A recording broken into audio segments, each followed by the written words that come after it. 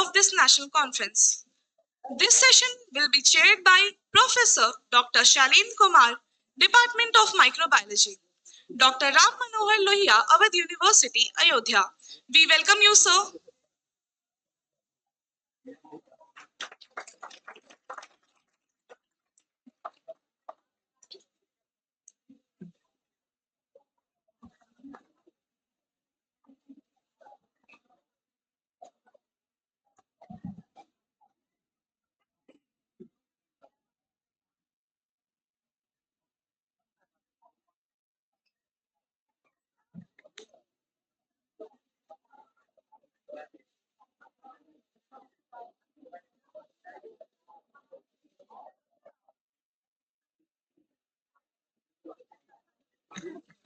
This session will be chaired by Professor Rajiv Saxena as a chair. Co-chair by Dr. Ramvan Gupta, Associate Professor, Department of Botany, Deen Dayal Upadhyay, Gorakhpur University, Gorakhpur. We welcome you, sir.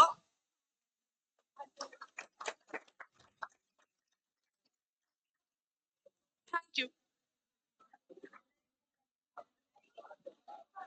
Assisted by Dr. Amit Kumar Dubey as reporter. Welcome you, sir. Thank you. We extend a warm welcome to our distinguished panel and invite all participants to engage attentively in this session.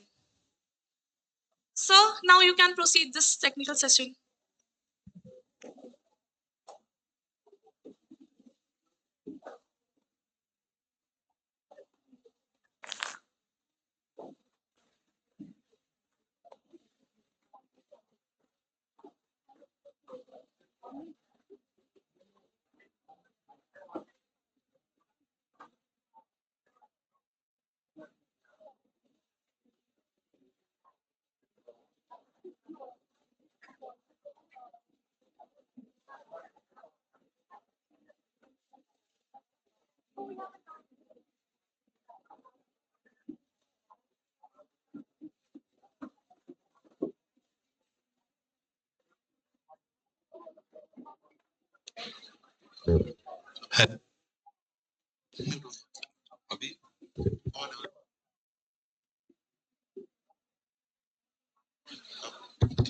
Hello, mic check.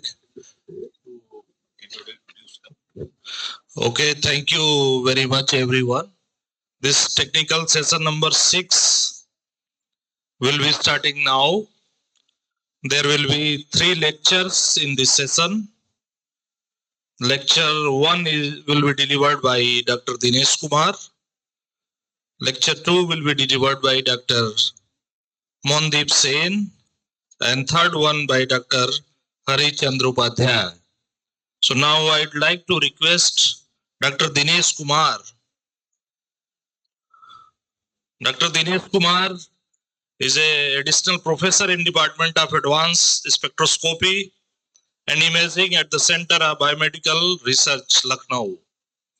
He earned his PhD from Department of Chemical Sciences, TIFR Mumbai, and was honored with Eli Lilly Outstanding Thesis Award in Structural Biology.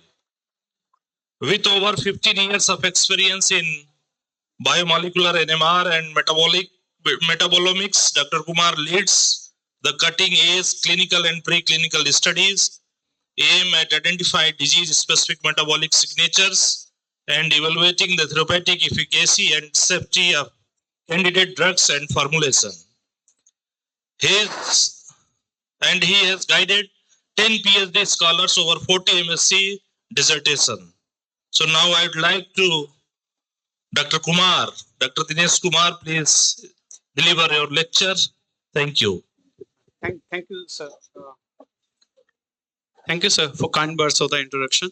And my heartfelt thanks to the organizers, especially Professor Sunil Kumarji, for inviting me to this wonderful event and delivering a lecture. So, my presentation today has been divided into 2 parts. In first part, I will give you a brief introduction about NMR-based metabolomics or metabolomics in general.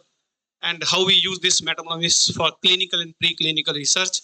And next part, I will introduce you how we can use metabolomics for guiding the development of adjuvant antimicrobial drugs or treatments. Okay, so let us please focus on this part first. So briefly, I'm from Centro Biomedical Research Lucknow, where we have state-of-the-art NMR facility. So the NMR is an analytical instrument basically.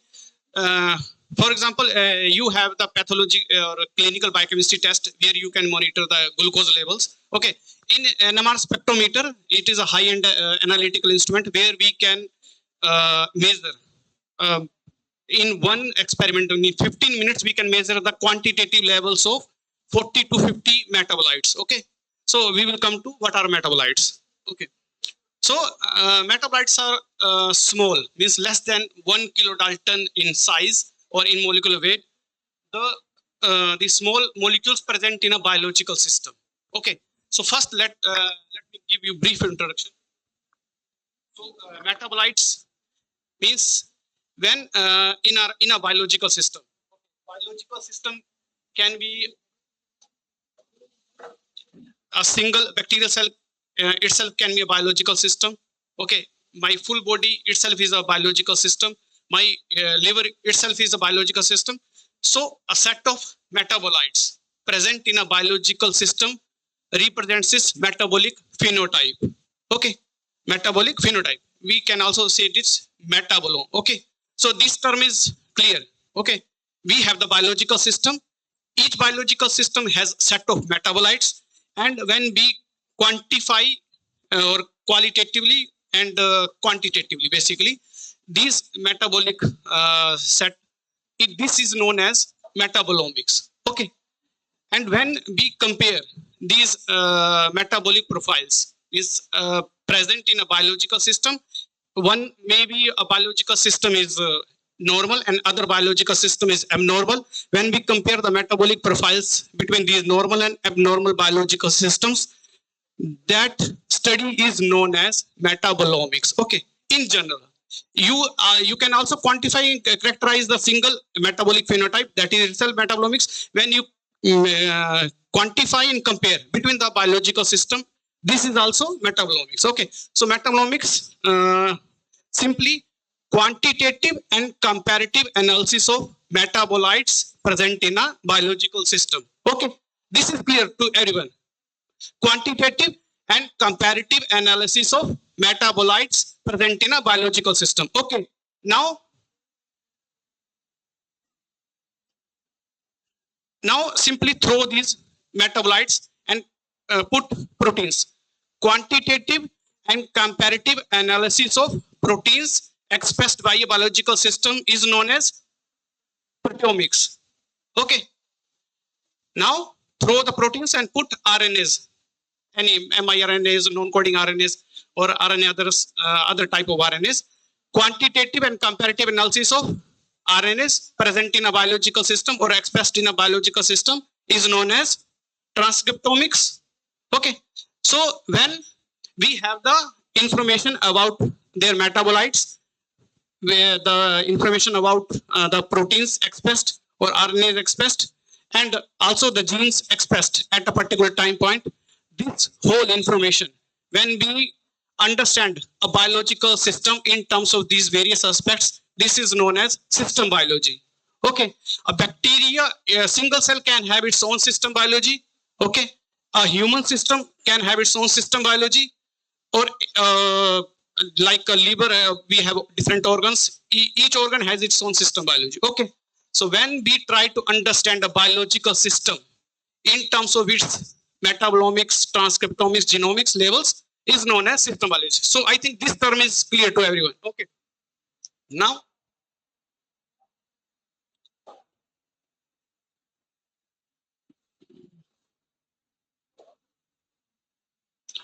coming to first step, identification of biomarkers. Okay, biomarkers in if you have a protein biomarker, if you are dealing with the proteomics, you have protein biomarkers. We deal with metabolomics, we have metabolic biomarkers, so metabolic signatures. Okay, now In our setup, we are involved in studying different mechanistically complex diseases. Okay, so when we characterize the metabolic phenotypes of these various disease conditions, we use the term disease metabotyping.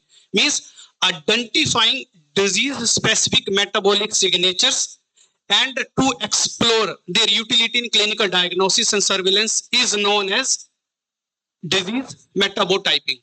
Means we are identifying specific and characteristic metabolic patterns of a particular disease state. Okay, for example, we have some liver disease, chronic liver disease. Okay, that when we will characterize the metabolic patterns, that will have different from the chronic kidney disease. Okay, so this is how we characterize the disease phenotype. So this is known as disease metabotyping. Okay, when we compare the metabolic patterns of different disease states. Okay, so in our lab setup, we characterize the we are involved in disease metabotyping of different mechanistically complex diseases, including a range of autoimmune inflammatory diseases. Okay. So globally, there are more than 108 types of autoimmune diseases. And these autoimmune diseases can involve any part of the human body. Okay. And that happens, autoimmune disease happens when our immune system starts targeting our own immune cells, not our own tissues and organs. Okay, human has its own immune system, but sometimes mistakenly it starts targeting its own cells, tissues, or organs. This is known as autoimmunity, and it causes different kinds of diseases in human population. Okay, so now coming to one example from our lab where we have used this metabolomics to identify metabolic signatures of sarcoidosis, which help to differentiate this clinical condition from another clinical condition or similar clinical condition known as tuberculosis. Okay, so now coming to sarcoidosis. So sarcoidosis is a granulomatous is a disease, involves granulomatous inflammation. Granulomas are immune system response, is a kind of immune system response where small this immune cells starts gathering and they form a nodule-like structure. Okay, and this is known as granulomas. And in tuberculosis also, when you see the X-ray patterns, they have also the same type of granulomas formed in the lungs tissue. Okay, so this sarcoidosis and pulmonary tuberculosis, they both are granulomatous diseases. They involve granulomatous inflammation in the lungs and lymph nodes. Okay, as close to the lungs. Now, in India, we have very high prevalence of tuberculosis. Highest prevalence of tuberculosis is in India. Tuberculosis, but in this high prevalence, these sarcoidosis patients, the population is very less, but they are misdiagnosed, and because of this misdiagnosis, they get the treatment of tuberculosis. Okay, and because this is an autoimmune disease, in the treatment is different compared to the tuberculosis. Okay, and they get the tuberculosis treatment, and the condition starts becoming worse and worse, and they start developing other lung conditions, including lung fibrosis. Okay. So now, question comes: how we can differentiate this tuberculosis from the sarcoidosis? Okay. There are no biomarker to identify sarcoidosis in clinical settings. Okay, the only diagnosis is to rule out the existence of tuberculosis.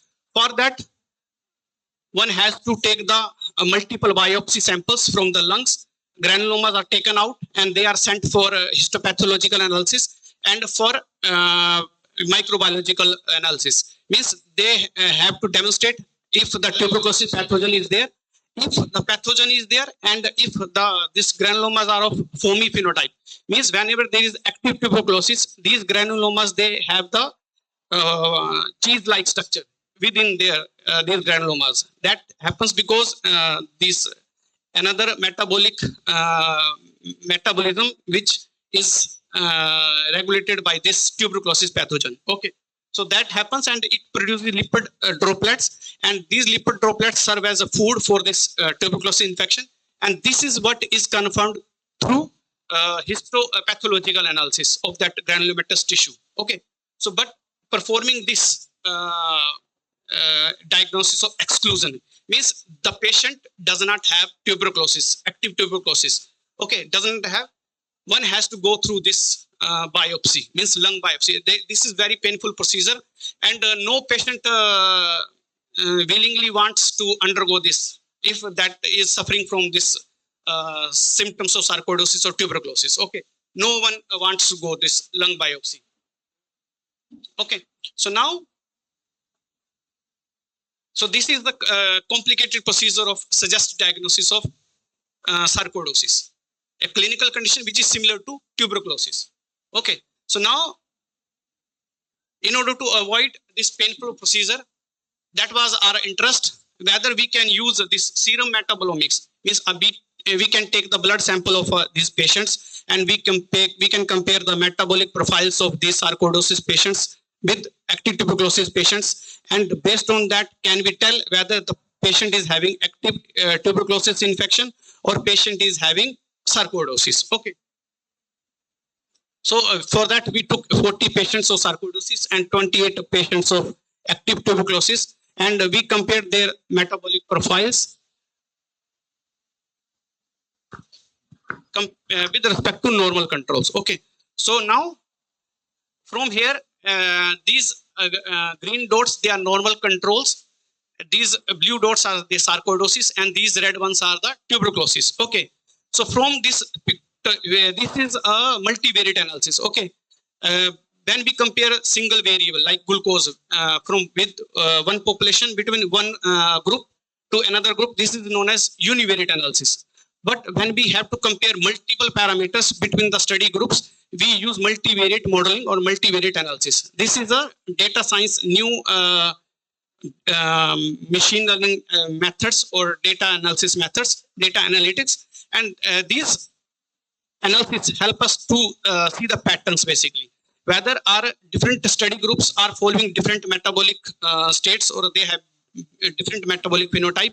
So here it is evident that the metabolic phenotype of tuberculosis is different from the metabolic phenotype of sarcoidosis patients. That is one thing is clear. Okay, the sarcoidosis and tuberculosis have different metabolic phenotypes. Okay, now next we further confirmed this metabolic phenotyping on another cohort. We want to confirm that really in the next study cohort where there is sarcoidosis and tuberculosis, so we see the same patterns. So indeed we saw the same pattern. So active tuberculosis is having different metabolic pattern compared to sarcoidosis, and in the multivariate analysis also we can see what are the metabolic features which are contributing to this discrimination. Okay, and these features or these patterns, they help us to identify the metabolic signatures which are relevant for discriminating sarcoidosis from the tuberculosis. Okay, so now this is the VIP, means variable importance in projection. This is a analysis, multivariate analysis aspects. So you don't worry, do not worry that you are not understanding this, but simply this analysis, this multivariate modeling, help us to tell whether the two groups are metabolically different, and if so, if they are metabolically different, what are the metabolic features contributing to this separation? Okay, so this acetate, glutamate, succinate, glutamine, these are some metabolic features which are contributing to this separation. Okay, now this is the univariate box plots. Okay, so we individually we can also see how hydroxybutyrate, acetate, they are variable between the study groups. Okay. So now, from this small analysis, we understood that metabolomics help us to identify metabolic changes associated with a clinical condition. Okay, and this is where this whole metabolomics field relies from this simple example. Okay, this metabolomics based on this concept that a pathophysiological condition or a therapeutic intervention, when we will treat that patient with a drug, that will lead to some specific and characteristic changes, okay, in the metabolic profiles of these biofluids. Whether we are taking the fluid from the blood, serum, urine, or other biofluid, so some characteristic changes will happen in those biofluids, and those changes help us to predict whether the patient is responding to the treatment or whether the patient has not responded to the treatment. Okay. Because these diseases where we are dealing with, they are complex diseases, so they will have the complex metabolic patterns. Means complex biomarker means a set of metabolites will be elevated from the normal level, and set of metabolites will be decreased from the normal level. For example, let us see glutamine. In our body, glutamine is the most abundant amino acid, and its normal range is 300 to 800 micromolar. Okay, this is the normal range. In most of the medical reports you must have seen, it is some normal range is there, and if the value goes beyond that normal range, it is abnormal, and if it goes down the normal range, it is abnormal. Okay. Similarly, in metabolomics also happens. If glutamine is going beyond 300 micromolar, that means something abnormal is happening in the system. Okay. This is how a biomarker works. Okay. So from this study, simply we understood that the active tuberculosis is associated with active fatty acid synthesis. There is active glutaminolysis happening, and there's active Barber effect is there, and heightened oxidative stress in SAR. SAR means sarcoidosis. In tuberculosis has its own mechanism. I mentioned that there is one metabolite. This is hydroxybutyrate. Okay. And studies have shown that this tuberculosis patients, this infection has the mechanism to suppress our immune system. Immune system mostly works through various inflammatory, pro-inflammatory patterns, including oxidative stress. Oxidative stress is used to kill the pathogen. Okay, but it has developed a mechanism that it reduces the oxidative stress. But in case of sarcoidosis, the oxidative stress level is higher. Okay.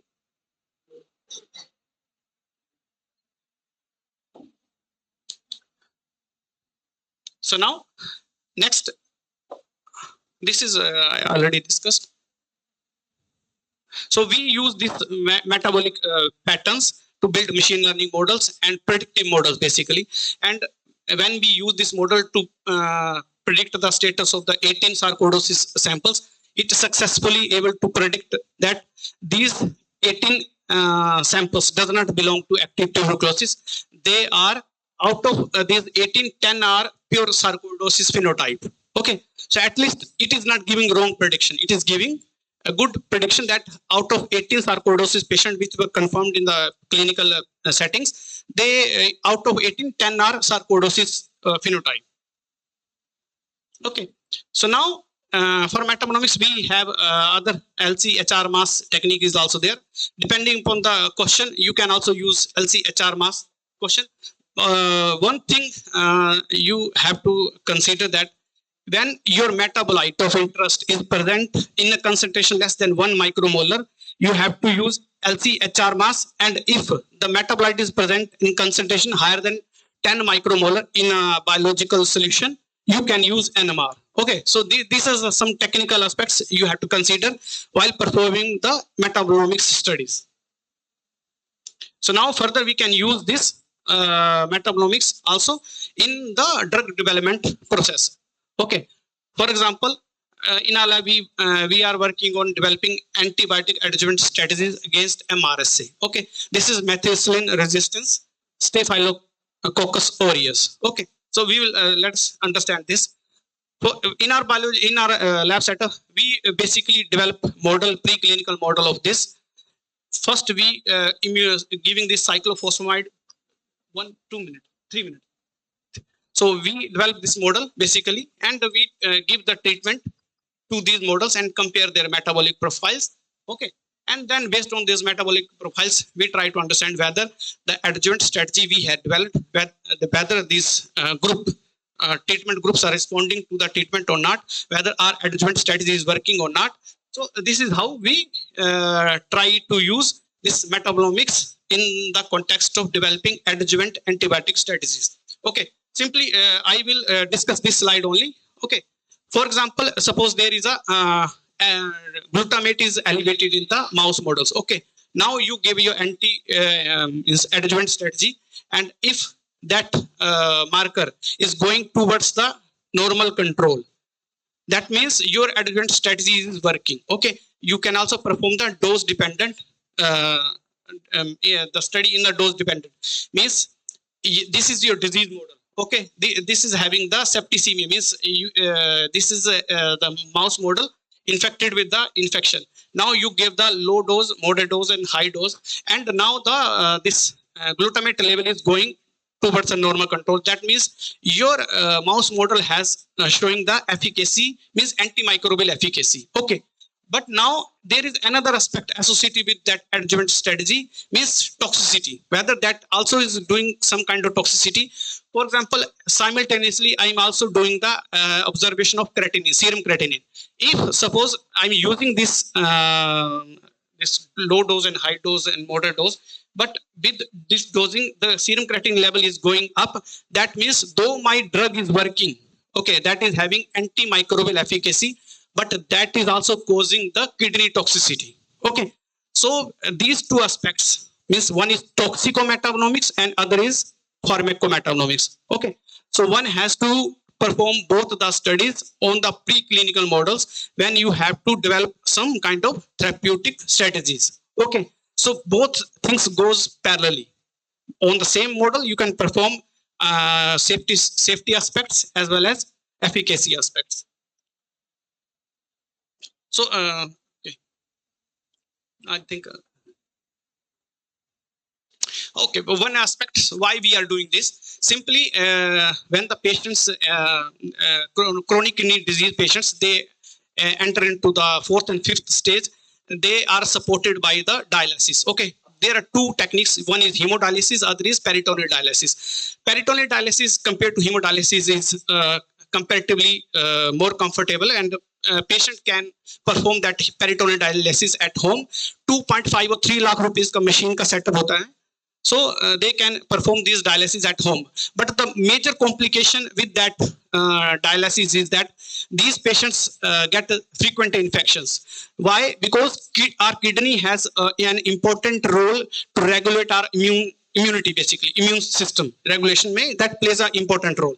But because these patients these are end stage renal failure patients on dialysis, okay, and they, because their kidney function has gone down, their immune system is also compromised, and that is the reason that these patients get frequent infections. So in our lab, our purpose is, so last slide, just one slide. Okay, keep going.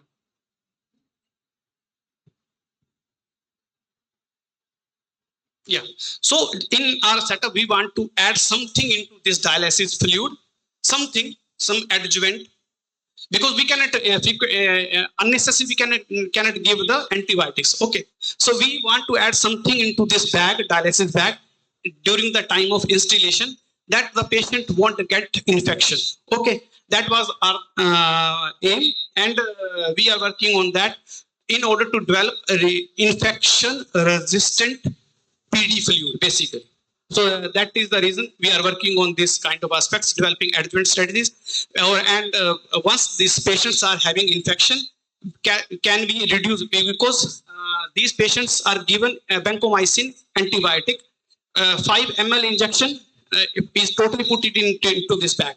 If we can reduce that amount to 2 ml, adding some adjuvant, So we can reduce that amount and we can increase the efficacy and reduce the side effects associated with the vancomycin. Okay, thank you, Dr. Dinesh Kumar. Thank you very much for this nice deliberation of metabolomics against antimicrobial resistant bacteria.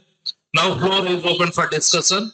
If you have any question, any query regarding his lecture, you are welcome. Any one of you students, you can ask at least one question you should ask from students. Yes.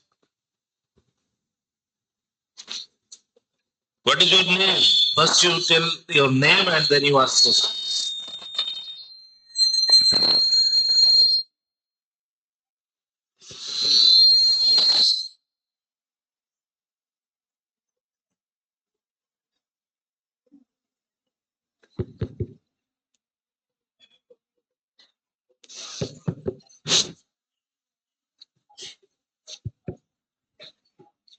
So my name is Shubhangi Sinha, and my question to you is: during your study on tuberculosis and scoliosis, what was the best technique that gave you the best result among NMR and LCMS?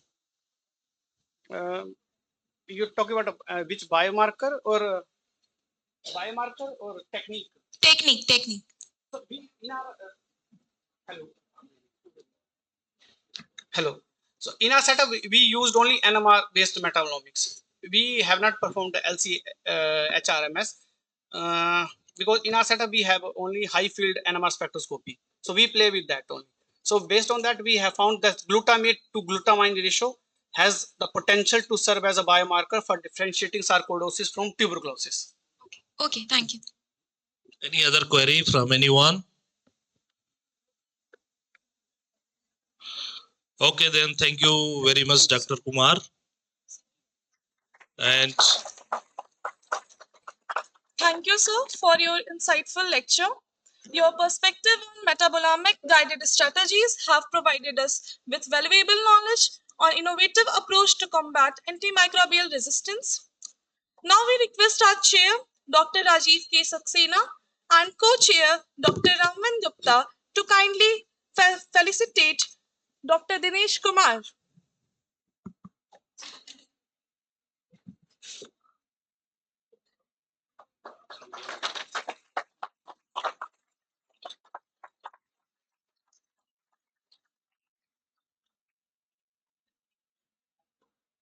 Thank you, sir.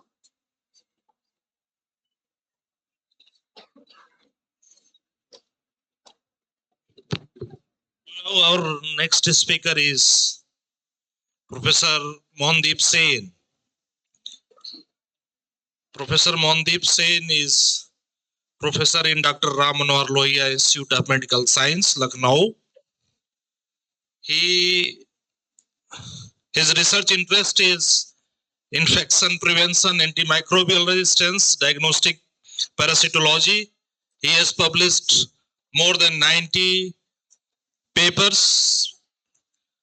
He has received so many awards, including 11 best oral awards in national and state level of conferences. And his lecture topic is emergence of carbapiname resistant enterobacterials in India. So now you can start, Professor Sen. Thank you, respected chairpersons, dignitaries on and off the dais.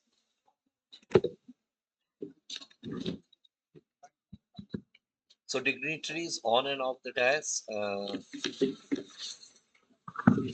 So I'll take this opportunity to thank the organizers in general and Professor Sunil Singh sir in particular for giving me the opportunity to deliver this presentation for this August audience.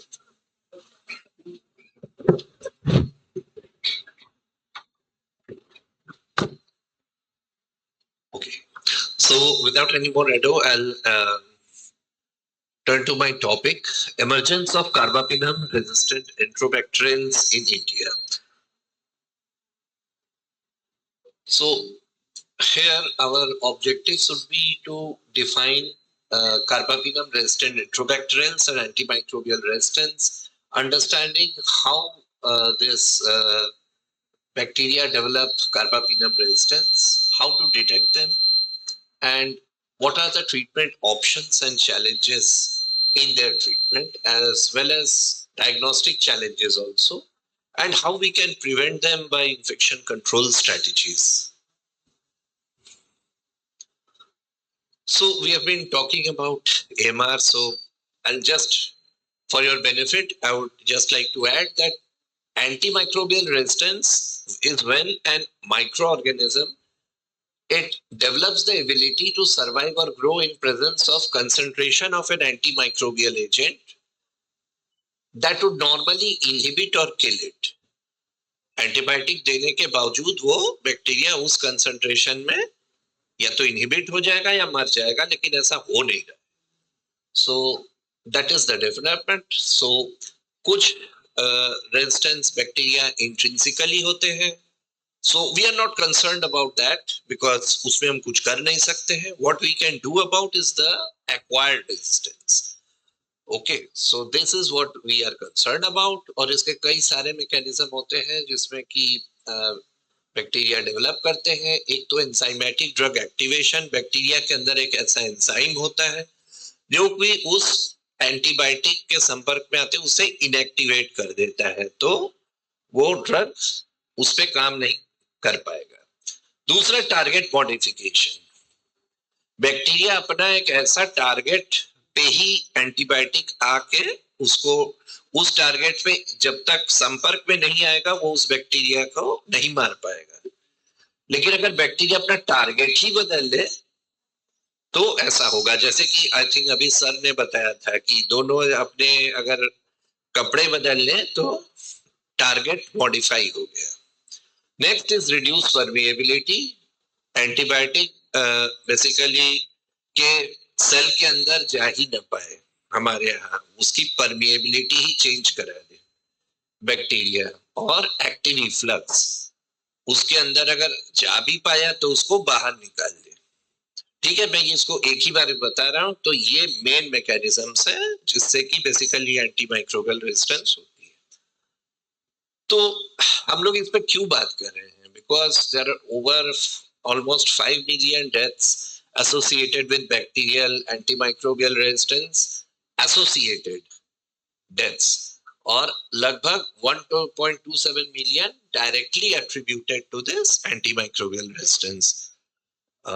जैसे कि हमारे doctor Amresh sir ने बताया, this is also being discussed in our legislative assembly, that how many deaths were associated with AMR and possibly how many are directly attributed to antimicrobial resistance. तो ये global data है. और projected annual deaths by 2050, अगर इसमें हमने कुछ नहीं किया, so that is going to be 10 million, right? So resistance के और क्या कारण है? तो अगर हम उसको जेनेटिकली देखें, so it is conjugation, transduction and transformation. So basically bacterial conjugation, जिसमें कि उनका जेनेटिक एलिमेंट एक बैक्टीरिया से दूसरे में चला जाता है और ऐसे ही ये एक ही बैक्टीरिया कई सारों में अपना ये रेजिस्टेंस वाला प्लाज्मिड फैला देता है. ट्रांसडक्शन एंड ट्रांसफॉर्मेशन, अगर यही काम बैक्टीरियोफाज के द्वारा हो तो ये हो सकता है, या जो नेकेड डीएनए होता है उसको भी अगर लेके और बैक्टीरिया में फैल जाए तो ये ट्रांसफॉर्मेशन. तो ये 3 जेनेटिक मेथड है जिससे कि एंटीमाइक्रोबियल रेजिस्टेंस का प्रसार होता है. So basically you have already heard inappropriate antibiotic use, poor infection control practices, poor surveillance and weak health care system, जिसकी वजह से बेसिकली ये की ड्राइवर्स टू एंटीमाइक्रोबियल रेजिस्टेंस है. और वन हेल्थ के बारे में अभी आपने काफी सुना कि it should not remain confined to the hospitals, it should be in the field, among the poultry, among the veterinarians, and even the soil, the agriculture, all these should be involved, as these are actually the reservoirs of resistance.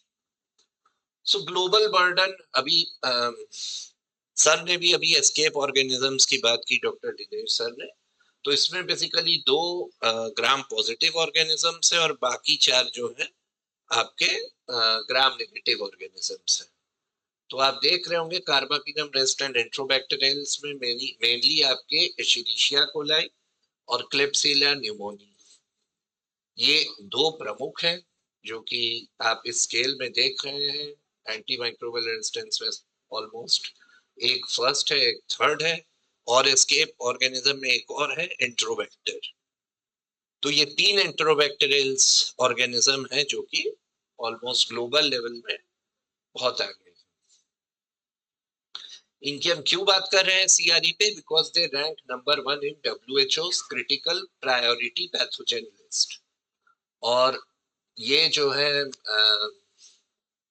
Basically highest AMR कहाँ है? Sub Saharan Africa and South East Asia, इसलिए हम इस पे बात कर रहे हैं।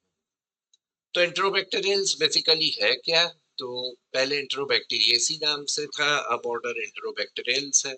ये बेसिकली ग्राम नेगेटिव बैक्टीरिया है और मेनली इसमें एशेरिशिया कोलाई, क्लेप्सिला और एक आप एंट्रोबैक्टर ले लिए क्योंकि ये एस्केप ऑर्गेनिजम्स के अंतर्गत आता है। इनका क्या महत्व है? बेसिकली नाम से ही सुन रहे होंगे एंटेरोबैक्टीरिया, तो बेसिकली ये जीआई फ्लोरा है जो नॉर्मल रह सकता है लेकिन इम्यूनो कॉम्प्रोमाइज में they become the opportunistic pathogens. और जो कि हम बात कर रहे थे कंजुगेशन, ट्रांसफॉर्मेशन, ट्रांसडक्शन, तो ये बेसिकली ये रेजिस्टेंस एक से दूसरे में प्रसार बेसिकली मोबाइल जेनेटिक एलिमेंट्स के द्वारा होता है, यानी एक्स्ट्रा क्रोमोसोमल जो आपका डीएनए है प्लाज्मिड एंड ट्रांसपोजॉन से उससे और अधिक फैलता है और हर किस्म का ये इन्फेक्शन करता है। Urinary tract infections, blood stream infections यानी sepsis, pneumonia, surgical site infections and meningitis. अगर आपको 2 ही याद रखने हैं तो कृपया इशेरिशिया कोलाई और क्लेप्सिला याद रखिएगा क्योंकि ये मोस्ट कॉमन सीआरई आइसोलेट्स है और ये सबसे खतरनाक है। इसका एक हाइपर विरुलेंट स्ट्रेन आया है HVKP जिसका नाम है हाइपर विरुलेंट क्लेप्सिला न्यूमोनी, जो कि कार्बापिनम रेजिस्टेंस से बहुत ज्यादा एसोसिएटेड। और पहले हम लोग कम्युनिटी एसोसिएटेड इन्फेक्शंस और हेल्थ केयर एसोसिएटेड इन्फेक्शंस में काफी हम लोग डिफरेंशिएट करते हैं, but these now due to this it has, इन दोनों के बीच का कोई फर्क नहीं रह गया है। तो बेसिकली कोई भी एक कार्बापिनम एंटीबायोटिक से अधिक जो कोई एंटेरोबैक्टीरियल्स रेजिस्टेंट हो, कार्बापिनम कौन से? आपके इमापिनम, मेरोपिनम, डोरिपिनम, अर्टापिनम, एक से अधिक जो रेजिस्टेंट हो या कोई भी एक कार्बापिनमेज एंजाइम जो प्रोड्यूस करे। एंजाइम अभी हमने कहा है एंजाइमेटिक हाइड्रोलिसिस, तो जो इस कार्बापिनम एंटीबायोटिक को जो बैक्टीरिया बनाएगा और इस कार्बापिनम एंटीबायोटिक को हाइड्रोलाइज इनएक्टिवेट कर देगा ताकि वो ड्रग उस पे काम ही न कर पाए। ठीक है, तो ये सीआरई है। अतएव आपके पास 2 ऑप्शन बचे, एक जो एंजाइमेटिक के रूप में इसको इनएक्टिवेट करे, दूसरा नॉन एंजाइमेटिक, नॉन कार्बापिनमेज। ये 2 प्रमुख चीजें हैं जिससे कि ये कार्बापिनम रेजिस्टेंट एंट्रोबैक्टीरियल्स अपना काम करती है।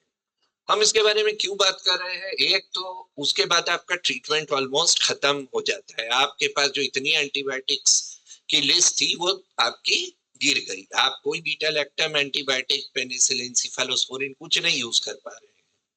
इवन कार्बापिनम जो ऑलमोस्ट लास्ट ऑप्शन होता है, फिर आपके पास क्या बचा? इवन फ्लोरोक्विनोलोन्स भी एसोसिएटेड होते हैं, तो आपके पास बचा क्या? कोलिस्टिन एकदम लास्ट, जो कि अभी सर किडनी टॉक्सिसिटी की बात कर रहे थे दिनेश सर, तो एकदम नेफ्रोटॉक्सिक ड्रग्स आपके पास कुछ कुछ रह जाएंगी। एक टाइजेसाइक्लिन है जो कि बैक्टीरियोस्टैटिक है, और अभी जो रिसर्च आ रही है उसमें कुछ ड्रग्स आ रही हैं जो कि नए beta lactam, beta lactamase inhibitors है। ये ग्लोबली स्प्रेड कर रही हैं, इंडिया में तो बहुत ज्यादा है, और आपके जिस पेशेंट को हो उनमें मॉर्टेलिटी, मृत्यु के चांस बहुत ज्यादा है। All cause mortality 26 to 44%, crude mortality 40 to 70% अगर किसी को सीआरई से सेप्सिस हो जाए। ठीक है, और हेल्थ केयर इम्पैक्ट जितना ज्यादा पेशेंट रहेगा उतनी ही ज्यादा उसकी कॉस्ट बढ़ेगी और अन्य पेशेंट्स को भी क्रॉस ट्रांसमिशन हो जाएगा। तो ग्लोबली तो जो है मैं आपको इंडिया का बता दूं, केवल एक चीज ये देखिएगा, 57% ज्यादातर रिपोर्टेड है, लेकिन 70% तक क्लेप्सिला न्यूमोनी सीआरई रेजिस्टेंस देखा गया है आईसीयूज में। ठीक है, बाकी तो जहां है, लेकिन इंडिया की ये स्थिति है सीआरई की। अगर थोड़ा और हम देख लें एपिडेमियोलॉजी, तो आपकी ये एसिनेटोबैक्टर सीआरई के अंतर्गत नहीं आता है, लेकिन इसको कंपैरेटर के रूप में रखा है। आप देख पा रहे हैं कि लगभग 58% आपके क्लेप्सिला न्यूमोनी है और बेसिकली एशिडीशिया कोलाई कंपैरेटिवली 12% तक देखा गया है और एस्केप ऑर्गेनिज्म में जो आपका एंटेरोबैक्टर है वो 38% है।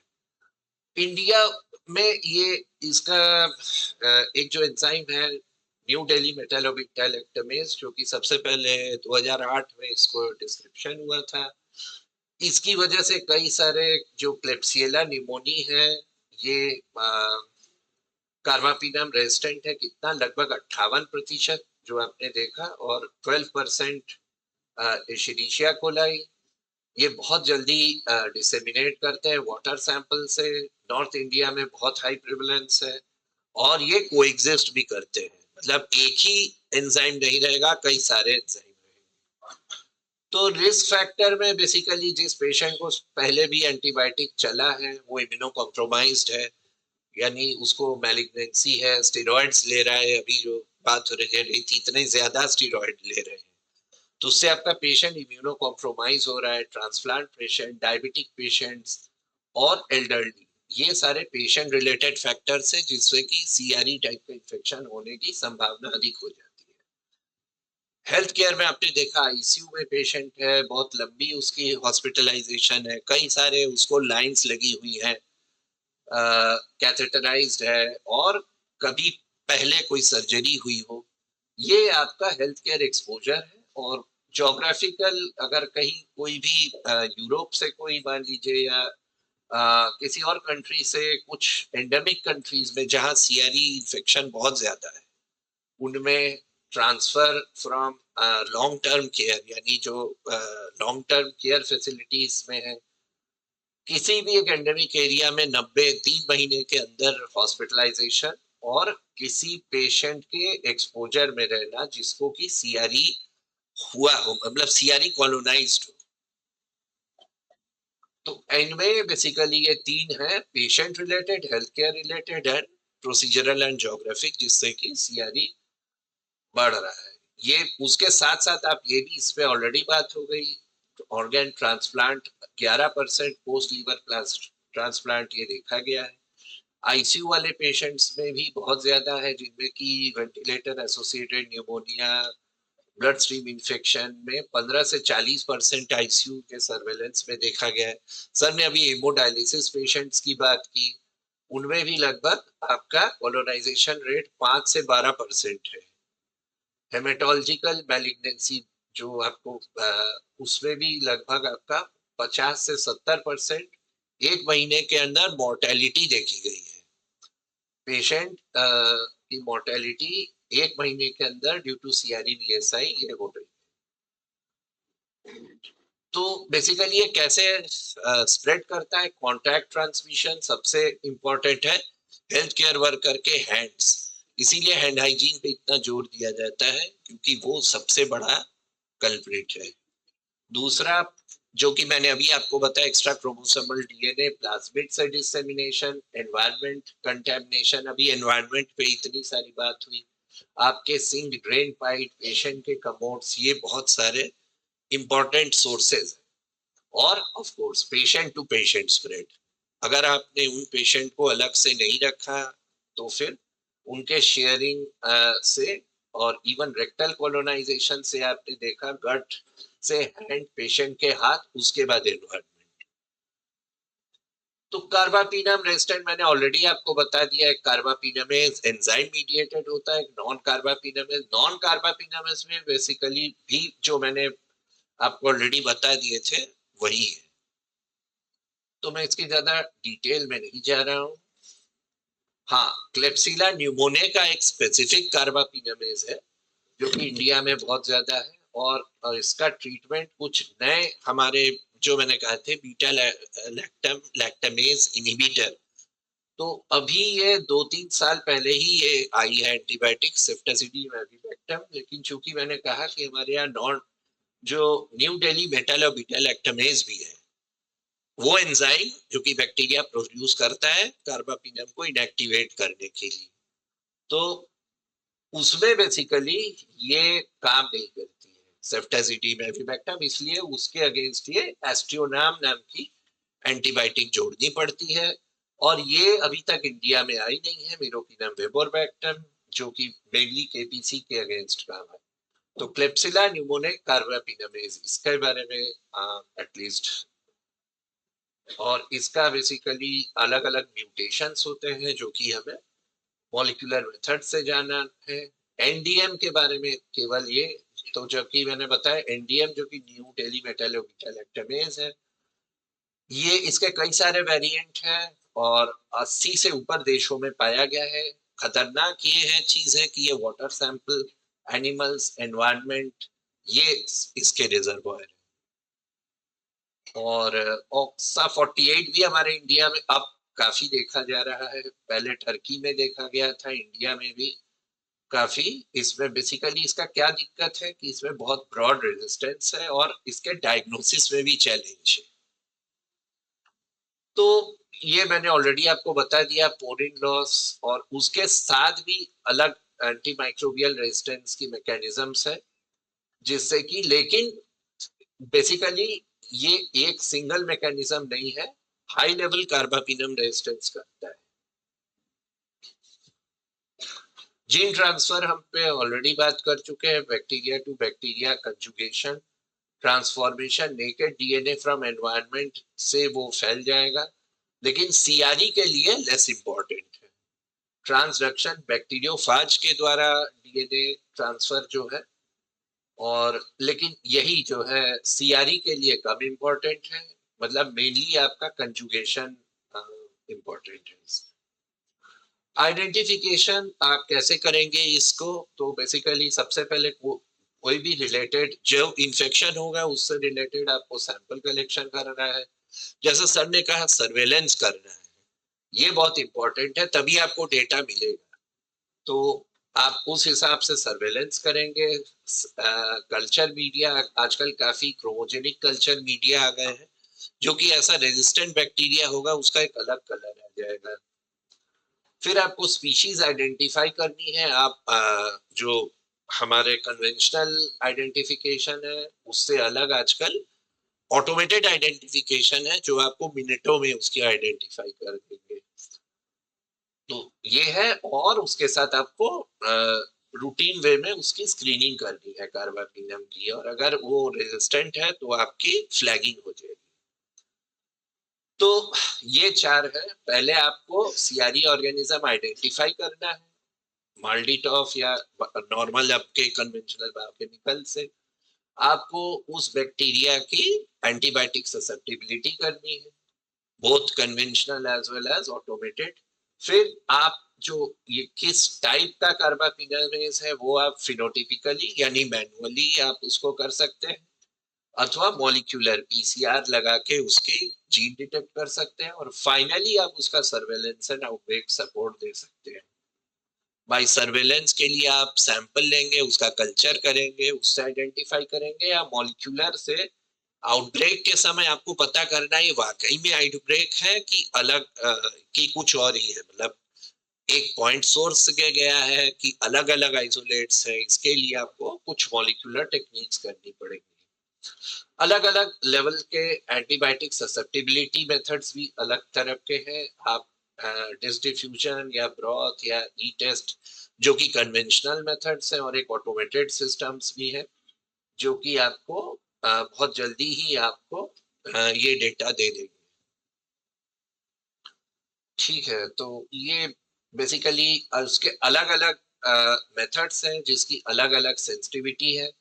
तो आप देख रहे होंगे कि ऑलमोस्ट जो एक गाइडलाइन है CLSI, उसके अनुसार आपका ये MSIM या eSIM, ये दोनों मेन मेथड्स हैं जिसके द्वारा आप CRE देख सकते हैं, और PCR बेस्ड या सीक्वेंसिंग भी कर सकते हैं उनके लिए। बेसिकली ये इसलिए इम्पोर्टेंट है कि जैसा कि मैंने बताया, केवल एक प्रकार का एंजाइमेटिक या एक प्रकार का ही मेथड नहीं रहता है, मैकेनिज्म, तो उसको अकॉर्डिंगली आपका ट्रीटमेंट भी उस हिसाब से चेंज होगा, राइट। इसलिए आपको PCR बेस्ड या फॉर रिसर्च और आगे के लिए सीक्वेंसिंग भी कर सकते हैं। कुछ रैपिड डायग्नोस्टिक मेथड्स भी हैं, लाइक कार्बा NP टेस्ट, माल्डिटॉफ, जो ज्यादातर जगह आ रहे हैं। ये बेसिकली इससे हम डायरेक्ट डिटेक्शन कर सकते हैं और मतलब मैकेनिज्म ऑफ रेजिस्टेंस का। और भी हमारे रैपिड डायग्नोस्टिक मेथड्स हैं, आजकल आ गए हैं, जो कि एक रैपिड टेस्ट की तरह, जैसे मलेरिया कार्ड होता है ऑलमोस्ट वैसे ही आप उसको 15 मिनट में डिटेक्ट कर सकते हैं। या ऑटोमेटेड मेथड्स भी आ गए हैं, वाइटेक एक्सप्रेस या और भी, जो जिनमें से कि आप बहुत ही जल्दी 6-7 घंटे के अंदर ही आप उसको डिटेक्ट कर सकते हैं। चैलेंज बेसिकली फिनोटिपिक बहुत सारे टेक्निकल मेथड्स हैं, तो उसका डिटेक्शन गैप है, ये मिसक्लासिफाई हो सकता है। और सबसे बड़ी बात है हेटेरो रेजिस्टेंस। एक कॉलोनी, कई सारे आपने कॉलोनी में कई सारे सेंसिटिव होंगे, लेकिन उसमें एक रेजिस्टेंट है, जिनका टर्न अराउंड टाइम का भी एक है 48 से 72 घंटे लगते हैं, और कई सारे वेरिएंट्स हैं जो कि जल्दी आप डायग्नोज नहीं कर पाएंगे। तो जैसा ऑलरेडी बताया, ये इतने सारे सिंड्रोम्स हैं जो कि CRE से होते हैं। ये कॉलोनाइज भी कर सकते हैं, इसलिए और ज्यादा इसमें बेसिकली ये रिजर्वायर है। इन्फेक्शंस ऑलरेडी हमने बता दिए हैं। तो हम बेसिकली फाइनली इसका थेराप्यूटिक चैलेंज है कि उसके बाद आपका एंटीबायोटिक्स कम हो जाते हैं, एंड ड्रग रेजिस्टेंट है, आप कहाँ से उसको कंट्रोल करेंगे, हर बार ये संभव नहीं हो सकता है। ड्रग्स आपकी कम हो गई, कुछ ही नए एंटीबायोटिक्स हैं जिनमें से कि आधे इंडिया में आए नहीं है, मेरोपिनम, वेबरवैक्टम और इमिपिनम, रेलेवैक्टम। अभी केवल आपके पास अभी सेफ्टाजिडिम, एविवैक्टम है। कई सारे, जैसे सर ने बताया, ड्रग्स जो हैं वो भी नेफ्रोटॉक्सिक है, किडनी में है। कई सारे ड्रग्स रेजिस्टेंट है, जो कि मैंने बताया depending on the mechanism of resistance. और आपको डोज ऑप्टिमाइजेशन करना है, ये आपको बहुत क्रिटिकल है। तो ये ऑलरेडी मैंने बता दिया आपको। CRE का मैनेज करने के लिए पहले आपको किस टाइप का ये एंजाइम है, कार्बापिनामेज है, नॉन कार्बापिनामेज है, सोर्स कंट्रोल, सोर्स से ही इसको कंट्रोल करिए, उसको फार्माकोलॉजिकली समझिए, PK/PD कॉम्बिनेशन थेरेपी करिए अगर सीवियर इन्फेक्शन है।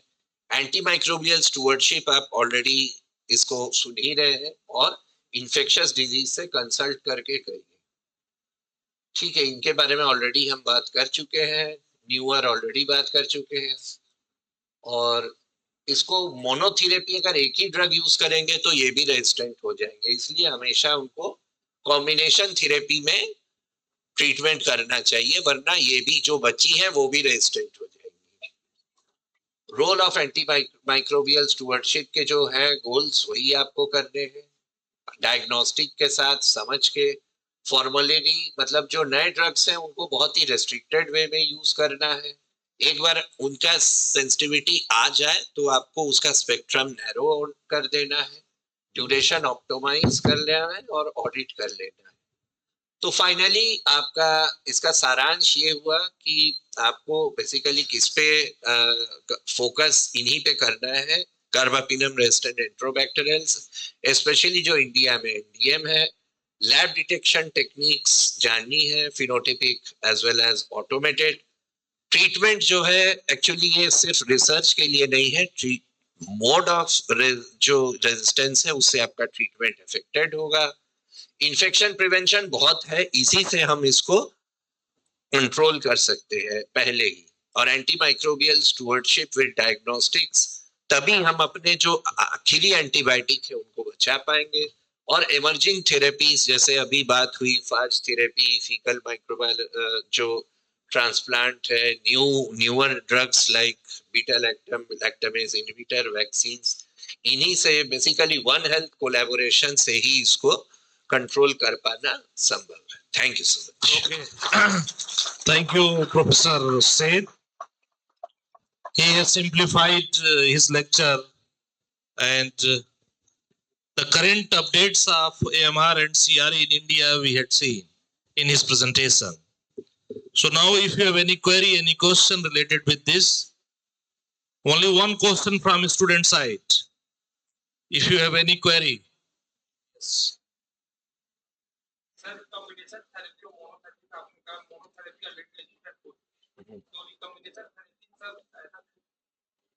सर एज ए फ्यूचर यदि रिकॉम्बिनेशन थेरेपी यदि दो हम मिलाकर दे रहे हैं और दो ड्रग ले रहे हैं और दोनों ऑलरेडी रजिस्टर्ड है, तो क्या सर रिकॉम्बिनेशन थेरेपी कितने % सक्सेस हो सकती है?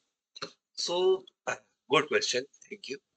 So, some have used this double carbapenem therapy. Although they are carbapenem resistant, तो उन्होंने 2 टाइप की कार्बापेनम यूज करके देखा है ICU में।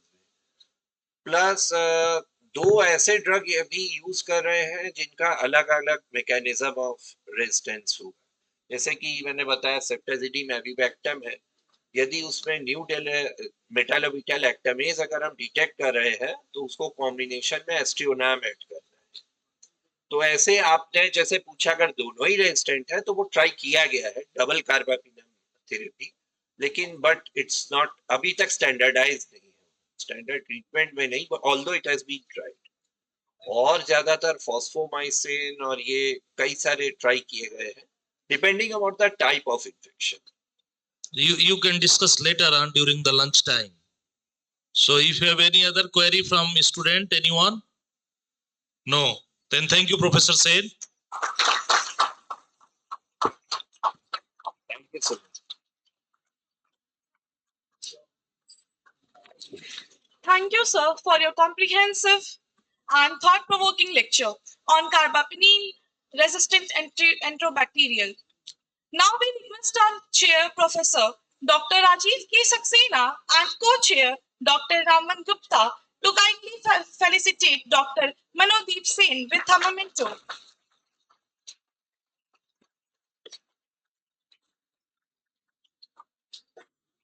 Thank you, sir.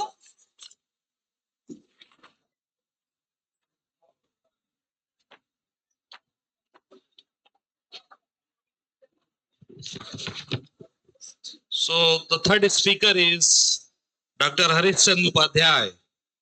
He is assistant professor in Department of Applied Science, Rajki Engineering College, Sonbhadra. He done PhD from CMAP Lucknow. Dr. Harishchand Upadhyay awarded with various awards including Academic Excellence Award 2025, ICMR International Travel Grant, Educator Excellence Award 2022. His research interest is in medicine, chemistry, drug discovery, and medicinal plant. He has published many papers in national and international journals. He has granted patent for intellectual property of office, UK for designing device for arsenic removal from the groundwater. He will be delivering a lecture on combating antimicrobial resistance through multi-targeting approach. Now, Dr. Upadhyay, you can start.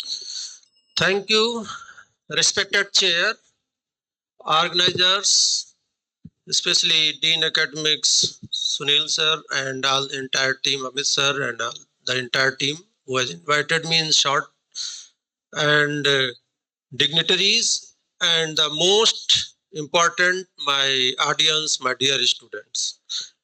My topic is combating antimicrobial resistance through multi-targeting approach. And what are these multi-targeting approaches? This will come after a while because I am PhD from CMAP Lucknow, who work on phytomolecules. So we will be starting with our lecture with this and then moving to the point. So we know about these folklore remedies when modern drugs were not available, then we were using these remedies, herbs, either single or in combination for the treatment of illness. So I have given this AI generated image here. And later on, these folklore medicines have developed in well systematic way.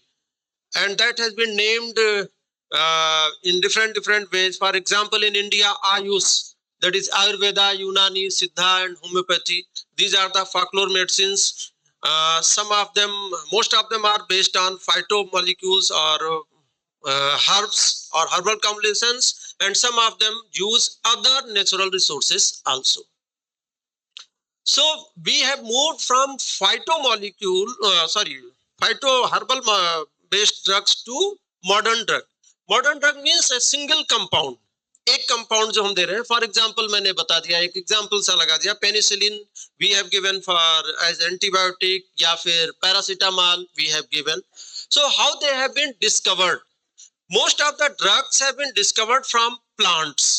So whatever the bioactive constituent in the plant, suppose there is a tulsi plant or any other plant that is being used for treatment of fever.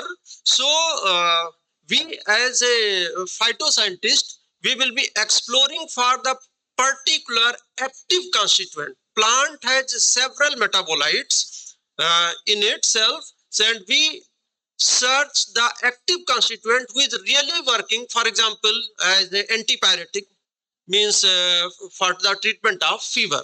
So we process this activity guided isolation, large chromatographic separation, and then after we develop, I am going to discuss this later, but here is a simple data that most of the drugs, more than half drugs of today, are either discovered directly from phytomolecules or natural resources, or they have been inspired or derivative. Inspired means एक particular pharmacophore था जो कि active था और उसमें हम कुछ changes चाह रहे थे, तो उसमें हमने ग्रुप्स चेंज किया, या inspired from that design we have developed. So these are some notable drug candidates जो डिफरेंट डिजीजेस और इन सब में आते हैं. एक सिंपल सा मैंने दिया. This is an outline of plant based drug discovery. We gather knowledge either from different type of pharmacopoeia, जहां बुक्स में रिटर्न है कि हाँ आयुर्वेदा में यूज होता है, या फिर ट्राइबल नॉलेज, या कहीं से भी लिया. We will be collecting the plant, उसके बाद उसमें ड्राइंग, ग्राइंडिंग और एक्सट्रैक्शन करते हैं. क्रूड एक्सट्रैक्ट को यूज किया तो वो ट्रेडिशनल मेडिसिन में आया, और अगर हमने क्रूड एक्सट्रैक्ट को आगे हमने इन विट्रो एसेस किया, then bioactivity guided isolation and fractionation किया, then we have got phytomolecules. Possible है कि वो फाइटोमोलिक्यूल डायरेक्टली एक्टिव कंस्टिट्यूएंट हो, और जो ड्रगेबिलिटी पैरामीटर्स हैं, we are going to discuss, उन ड्रगेबिलिटी पैरामीटर्स को फाइंड आउट कर रहा हो और डायरेक्टली उसको यूज करें. बहुत ही रेयर इस तरह से केसेस होते हैं. Otherwise we have to change the functional groups. उनके फंक्शनल ग्रुप्स को हम चेंज करके मॉडिफाई करते हैं. So there are two ways. एक तो ये है कि हम डायरेक्टली इसको यूज कर लेंगे, दूसरा क्या है कि हम उसको लीड को ऑप्टिमाइज करेंगे डिफरेंट वे में चेंजेस करके. ठीक है. नेक्स्ट प्रॉब्लम कहां पे आई? जो आपकी फर्स्ट एंटीबायोटिक थी वो भी नेचुरल रिसोर्सेज से निकली आज भी, and we have heard eminent lectures and in a panel discussion कि हमें कुछ नोवेल नहीं मिल रहा है. Antibiotic pipeline is almost dry. तो पाइपलाइन इज ऑलमोस्ट ड्राई, उसका मेरा अपना बहुत सारा सा कंसर्न है कि जो रिसोर्स था, दैट रिसोर्स वाज प्लांट और नेचुरल रिसोर्स. अब प्लांट्स जो है, सपोज वी आर ग्रोइंग तुलसी, तो plants produce this secondary metabolites in a defence mechanism. Suppose कि गोरखपुर में क्या जापानी इंसेफेलाइटिस होता है, या कोई मच्छर काटने से एक डिफरेंट टाइप का डेंगू या एनी अदर डिजीज हो रही है, तो we are growing that plant in this wild environment. If we are growing this plant in this wild environment, there are two ways. या तो वो प्लांट सरवाइव करेगा या अपने आप खत्म हो जाएगा, प्रोवाइडेड आप उसको ऐसा नहीं कर रहे कि उस पर इंसेक्टिसाइड डाल रहे हैं, कोई और चीज डाल रहे हैं। अगर आपने उसको इंसेक्टिसाइड डाल के या अपने कमरे में बंद करके उसको मच्छर को काटने ही नहीं दिया, मच्छर का अटैक डिफेंस मैकेनिज्म उसने नहीं डेवलप किया, तो definitely that plant will become lazy and that is not going to develop the new phytomolecule. तो जब हमने वहां पे न्यू वाला बंद कर दिया तो वहां में फिर कैसे मिल पाएगा नया नया जो मॉलिक्यूल है, फाइटोमोलिक्यूल, जिसने डिफेंस मैकेनिज्म में डेवलप किया है। सो दैट्स व्हाई ये वाली रिसर्च जो है ना, प्लांट बेस्ड रिसर्च काफी डिमिनिश्ड हो गई। आज की बोल रहे हैं सिंथेटिक कर रहे हैं, लेकिन जो आपका एंटीबायोटिक पाइपलाइन रोबस्ट नहीं रह गई, और उसका रीजन भी कहीं ना कहीं यहीं पे है। Another thing, it is too much time taking and costly. When students come to me for PhD, पहले ही दिन बता दिया सर 3 साल में निकल जाएंगे क्या। अब अगर 3 इयर्स में निकलना है, एक प्लांट पे अगर आपने वर्क किया, if you are having all the resources, तो जितने भी रिसोर्स रखे हैं आप, तब भी 1 ईयर में आपको 1 इम्पैक्ट फैक्टर का एक पेपर निकल पाया। वो बोला सर पड़ोस वाली लैब में तूने 4 पब्लिश किए और बहुत अच्छा, वो वाले सर अच्छे हैं।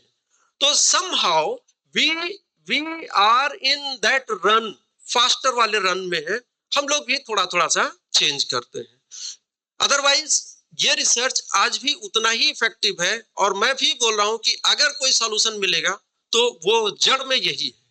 तो यहाँ पे टाइम और कॉस्ट, इसके अलावा नेक्स्ट थिंग आ गई आपके जिस पे ये कॉन्फ्रेंस है, that is anti microbial resistance. Anti microbial resistance जो आज की डेट में आया, जैसे मान लीजिए कि यहाँ पे डे 1 पे आप, जब हमारे पास पेनिसिलिन की डिस्कवरी हो गई थी, हम लोग बहुत खुश हुए, और उसके बाद वर्ल्ड वार में यूज हुआ, सारी जगहों पे यूज हुआ, और ऐसा लगा कि सब लोग बच जा रहे हैं, मॉर्टेलिटी काफी कम हुई, डिमिनिश हो गई इसकी वजह से। देन आफ्टर रेजिस्टेंस डेवलप हुआ। रेजिस्टेंस डेवलप होने के सेवरल रीजंस, सर अभी जब इससे पहले ही लेक्चर था तो सर ने काफी कुछ चीजें एक्सप्लेन कर दिया था, तो मैं उस पर डीप में नहीं जा रहा हूँ। WHO ने 2017 में एक डर्टी डजन नाम से वो दिया था कि उसमें 12 बैक्टीरियाज को क्लासिफाई किया। ठीक है, हम हिंदी जानबूझकर दे रहे हैं, हमारे बच्चे कुछ सोने वाले हो गए थे तो वो जाग जाएंगे पक्का। ठीक है, तो that dirty dozen they categorize in 3 groups, that is critical group, high priority group and medium priority group. Again I am not going to discuss because sir has discussed a lot about carbapenem, that is the last antibiotic, carbapenem resistant variety. So that first group, that is critical, जिनके लिए आप बोल सकते हो कि antibiotic नहीं मिल पाएगी, है नहीं, कोई अगर रेजिस्टेंट हो गया तो आगे नहीं मिल पाएगी, that comes in critical. फिर उसके बाद में सेकंड आता है हाई प्रायोरिटी, जिसमें एंटेरोकॉकस हो गए, स्टेफाइलोकॉकस हो गए, हेलिकोबैक्टर हो गया। स्टेफाइलोकॉकस पे हमने काफी काम हम लोगों ने किए हैं, वो आगे शो करेंगे, एंड मीडियम प्रायोरिटी वाले भी आपके पास में हैं। What is the AMR impact? Somehow sir has given our before this lecture, and this is the data that only recent global estimates show AMR caused about 1.27 million deaths worldwide in 2019. It plays a role in nearly 4.95 million deaths across the world. I am coming to this, that resistance has increased in more than 40% of pathogen antibiotic combinations between 2018 to 2023. तो ये जो data है ना, वो काफी आपको डराने वाला है कि एंटीमाइक्रोबियल रेजिस्टेंस बहुत जबरदस्त। उसमें से मैंने last, since I am working on MRSA, so I have given this last point that MRSA has shown the largest global rise among gram-positive bacteria, and MRSA related death, those were about 261K in 1990s to 550K in 2021.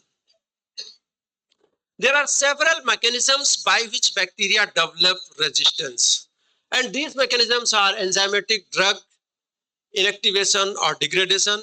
Before going to this, you must understand that how is the pathogenesis of that bacteria, that we will be identifying their pathways, that by which pathway they were working, how the drug has been developed. So if once we have identified the pathway, then what we will be planning to block a particular pathway. जो आपकी दवा है वो यही काम कर रही है कि एक पर्टिकुलर पाथवे. सपोज आपको बैक्टीरिया को किल करना है तो देयर आर सम एंटीबायोटिक्स जो कि उनके न्यूक्लियस पे काम कर रहे हैं, मींस डीएनए और आरएनए इनहिबिटर्स हैं और सेल वॉल इनहिबिटर्स हैं.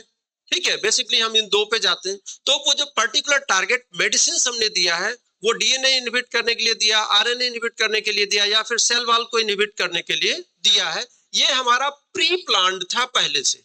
अब suppose that bacteria has developed resistance. Resistance का मतलब उसने क्या किया, उस ट्रैक को चेंज कर लिया, या ट्रैक का चेंज करने का मतलब कि उसके एंजाइम या जीन में थोड़े से चेंजेस हो गए. तो ऑब्वियस सी बात है कि वो वाली ड्रग आपको काम नहीं कर पाएगी. ठीक है, तो ये एक एंजाइमेटिक इनएक्टिवेशन हो गया. अल्टरेशन इन ड्रग टारगेट साइट मैंने बताया, उसने चेंजेस कर लिए. रिड्यूस्ड मेम्ब्रेन परमेबिलिटी हो गई. We are working on efflux pump. There is extrusion.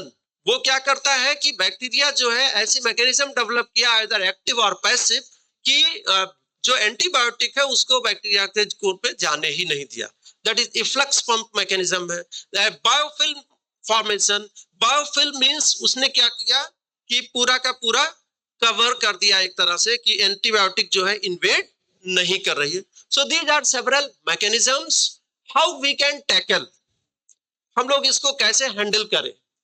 हमारे पास जो मेरा अपना जो हम एक बहुत ही छोटा सा पार्ट होगा रिसर्च का या हमारे सोचने का, तो मैंने दो चीजें रखी है, तीन पार्ट में लिखे हैं. फर्स्ट है यूज ऑफ बायो एनहांसर्स. दूसरा हमने बता दिया smart strategy. We can not cut the plant. हम लोग प्लांट्स को मारते हैं, उनको ड्राई करते हैं, ग्राइंड करते हैं. इसके और दूसरा उसका रीजन है हमें नया भी नहीं मिल पा रहा है, तो ऑलरेडी आइसोलेटेड जो हमारे फाइटोमोलिक्यूल्स है उनको लेकर हम एआई लगाए, कंप्यूटेशनल टूल्स लगाए. Let us come to first. What are bioenhancers? These are not antibiotic but antibiotic helpers. Means when we give them in combination, they enhance the bioavailability of that particular antibiotic. So now I am starting my work during my PhD. First publication was this. I have taken one plant, Amannia multiflora. I have isolated these 10 compounds and one major compound was derivatized, and then we have started combinatorial study in this. This one is, these are two E. coli strains. Nalidixic acid was taken as reference. What we can see that 10 microgram of our extract or compound was able to reduce the antibiotic dose up to 4-fold. ये हमारी beginning थी उस वक्त. तो 4-fold तक का मतलब आप 100 mg एंटीबायोटिक ले रहे हो तो 10 माइक्रोग्राम हमारा कंपाउंड लेते हैं तो आपको 25 mg ही लेना पड़ेगा. इसको कंटिन्यू करने के लिए, मोड ऑफ एक्शन स्टडी करने के लिए जो है हम लोगों ने दूसरा एक एंटीबायोटिक टेट्रासाइक्लिन के साथ कॉम्बिनेशन में किया, जहां पे हमको 16-fold रिडक्शन मिला. And then we have gone in mechanistic studies, जहां पे हम आरटीपीसीआर स्टडीज और इन सब में ये देख रहे हैं कि ये जो है इफ्लक्स पंप को इनहिबिट करके जो है बायोअवेलेबिलिटी को बढ़ा रहे. This was published in Chemical Biology Drug Design and the first was in Planta Medica.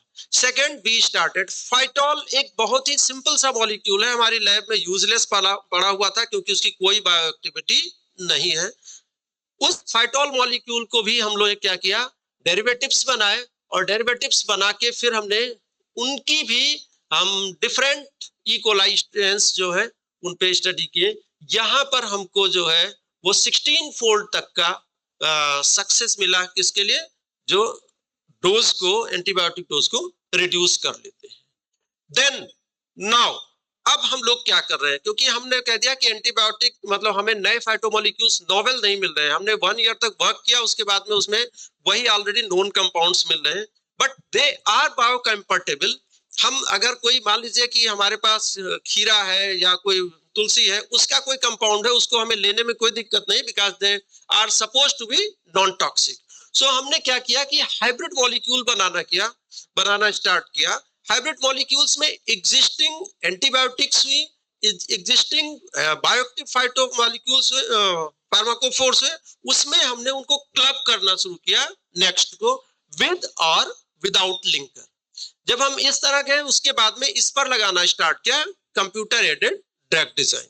CADD basically दो पार्ट होता है, एक SBDD दूसरा LBDD, structure based drug design और लिगैंड बेस्ड ड्रग डिजाइन, जिसमें प्रोटीन लिगैंड डॉकिंग आ गया।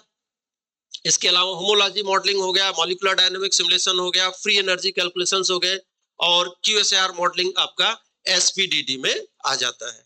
I think all of you know about docking, पता है बच्चों?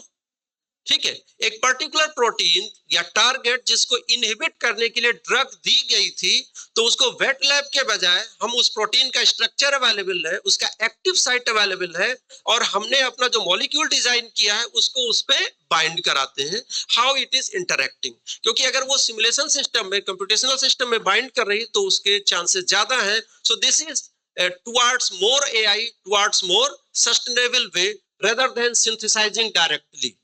ठीक है, तो अब इसमें हमने इधर अपनी जॉब पे इधर आने के बाद हमने दूसरा काम शुरू किया। हमने फर्स्ट एक लिया 1,4-नेफ्थोक्विनोन मोइटी, जो कि काफी एक्टिव और अच्छी मोइटी थी। डिफरेंट नेचुरल प्रोडक्ट्स इसके अवेलेबल थे। उसके हमने 52 वर्चुअल डेरिवेटिव्स बनाए। जो वर्चुअल डेरिवेटिव्स बनाए उसमें हमने बिल्कुल ही कॉमन जो हमारे रोज के फ्रेग्रेंस और खाने में चीजें आती हैं, कंपाउंड से फाइटोमॉलिक्यूल्स होते हैं, जैसे जिरेनियाल हो गया, निरोल हो गया, लिनालूल हो गया, इन सबको क्लब किया दिस R1 एंड R2 पे। क्लब करने के बाद में इसके में हमने टारगेट सेलेक्ट किए। टारगेट्स जो सेलेक्ट किए वो कैसे थे? पर्टिकुलरली डाइवर्सिफाइड, मतलब कि एक target that is inhibiting the protein, cell wall को इनहिबिट कर रहा है, दूसरा ऐसा कि जो कि DNA को इनहिबिट कर रहा है, तीसरा ऐसा जो कि इफ्लक्स पंप मैकेनिज्म का टारगेट है या बायोफिल्म का टारगेट है। मींस कि at least multiple way it is inhibiting target in multiple way and well as it is causing delayed resistance. इन 3 से 4 टाइप के टारगेट्स को लेकर हमने डॉकिंग की।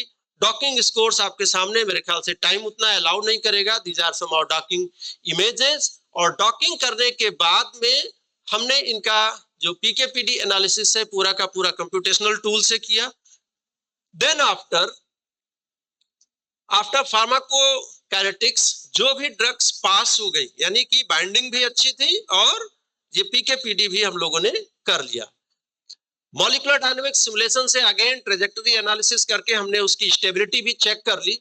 Then after we synthesize these molecules in wet lab. तो ये difference है आपका रैंडम जो ट्रेडिशनल ड्रग डिस्कवरी है और अब जो AI targeted, AI based, AI guided drug discovery है। ये हमने काफी चीजें पहले से प्लान कर लिया था। फिर हमने क्या किया, जो आफ्टर सिंथेसिस ये केमिस्ट्री का पोर्शन हो गया, हमने इसका in vitro anti fungal antibacterial activity कराई। क्योंकि टारगेट्स हमने लिए थे इसलिए वी वर होपफुल। और यहाँ पर हमको क्या पता चला कि ये जो कंपाउंड्स थे, जो स्क्रीन कंपाउंड थे, वे are active on gram positive bacteria as well as gram negative bacteria as well as fungal strains. इसके अलावा इन्हीं कंपाउंड्स में हमने एंटी कैंसर एक्टिविटी भी करवाई।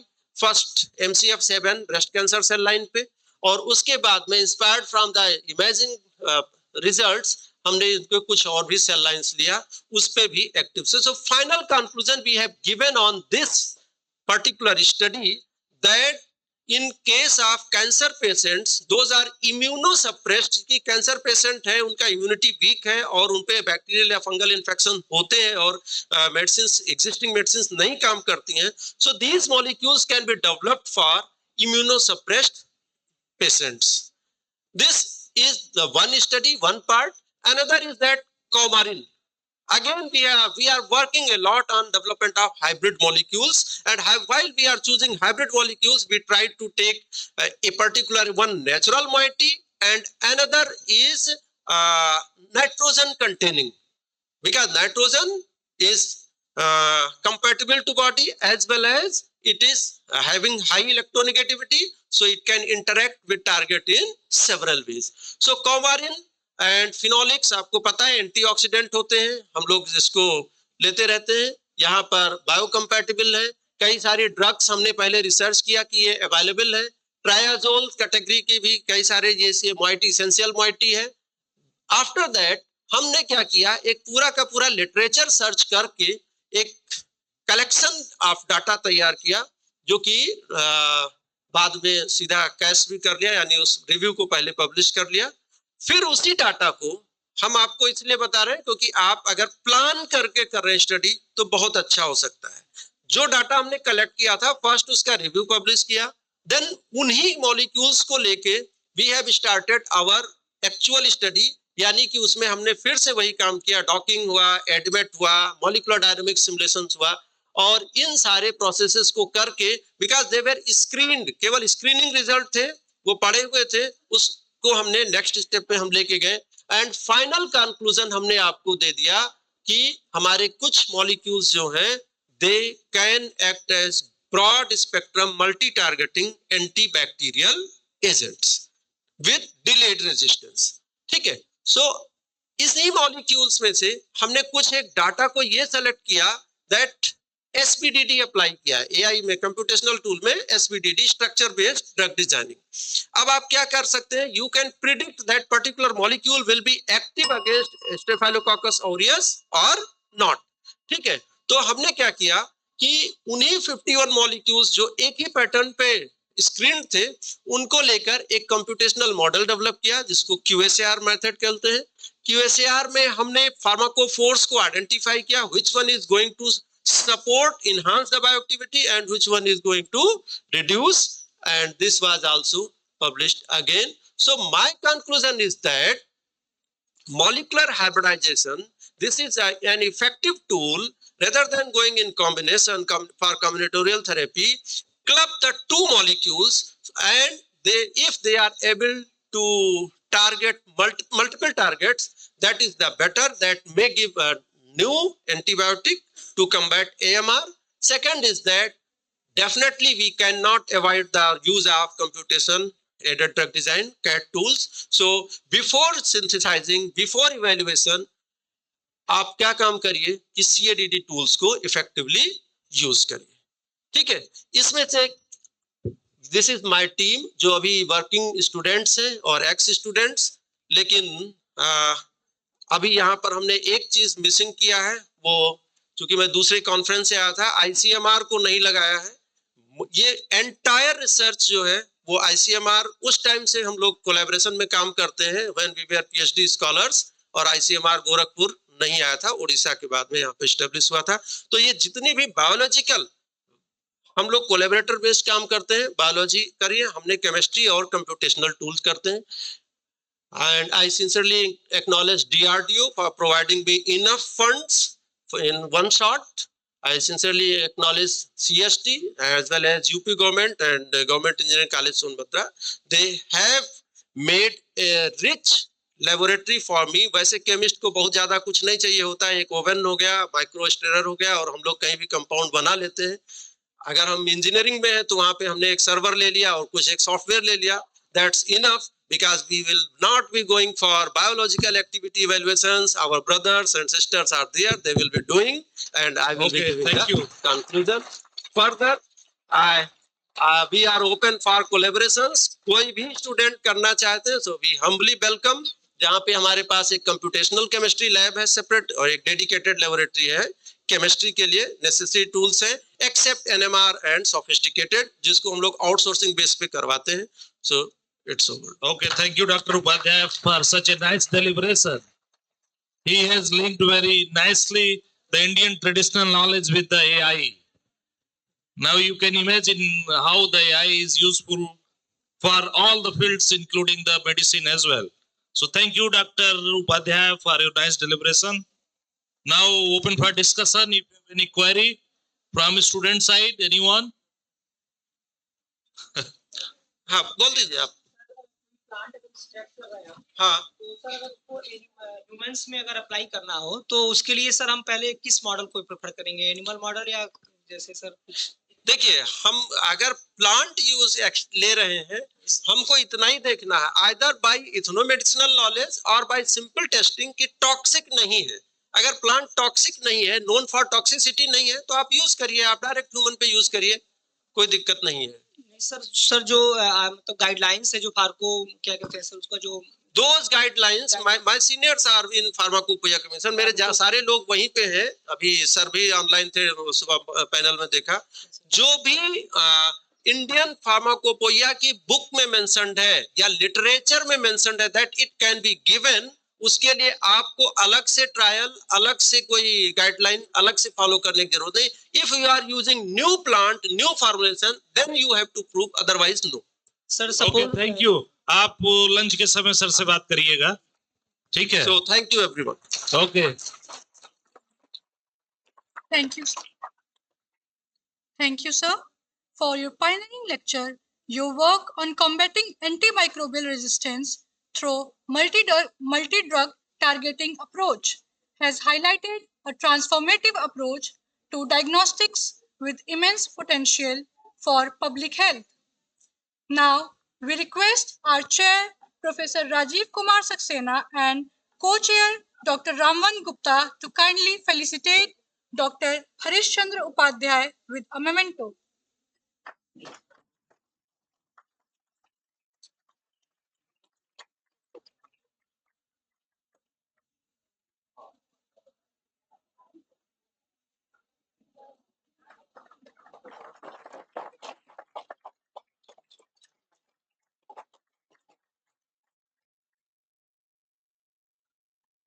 Thank you, sir. With this, we conclude technical session 6. We extend our sincere gratitude to our chair and co-chair and reporter for their guidance and support in conducting this session with precision. Thank you.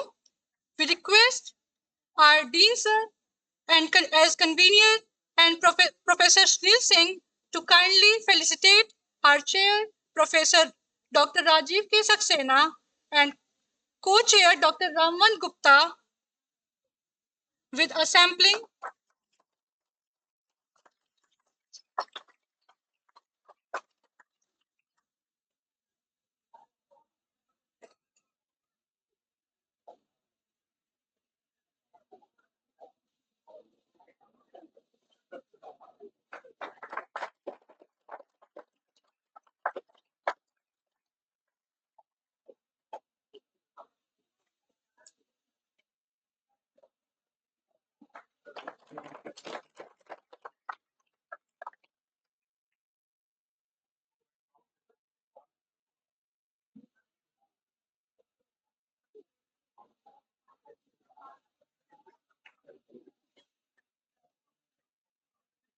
Thank you, sir. Once again, we also thank our distinguished speaker for their valuable contribution and all the participants for their active involvement. Thank you.